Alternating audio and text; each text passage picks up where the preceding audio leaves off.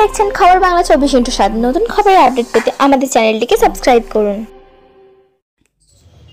মহেশতলায় ট্রাফিকে কর্তব্যরত assistant sub ইন্সপেক্টরকে মারধরের অভিযোগে গ্রেপ্তার এক।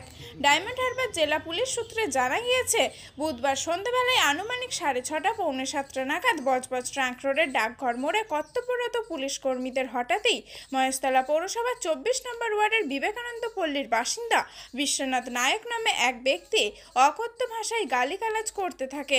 পুলিশের দাবি, সেই সময় স্থানীয় বেশ কিছু মানুষ তাকে ঘটনাস্থল থেকে চলে যাওয়ার কথা বললেও পুলিশকে উদ্দেশ্য করে গালিগালাজের পাশাপাশি ট্রাফিকের কিয়াস ভেঙে চুরমার করে দেয়। সেই সময় ট্রাফিকের কর্তব্যরত এএসআই গৌরচন্দ্র সর্দার ওই ব্যক্তিকে ঘটনাস্থল থেকে চলে যাওয়ার কথা বললে ওই যুবক পুলিশের ওপরেই চড়াও হয়। পরবর্তী সময়ে ঘটনাস্থলে মহেশতলা থানার পুলিশ গিয়ে ওই যুবককে ঘটনাস্থল থেকে উদ্ধার করে থানায় নিয়ে আসে। তার বিরুদ্ধে আজ সরকারি সম্পত্তি নষ্ট, কর্তব্যরত পুলিশকে মারধর এবং গালিগালাজ সহ বিভিন্ন ধারায় মামলা রুজু করে আজ আলিপুর আদালতে পাঠানো হচ্ছে।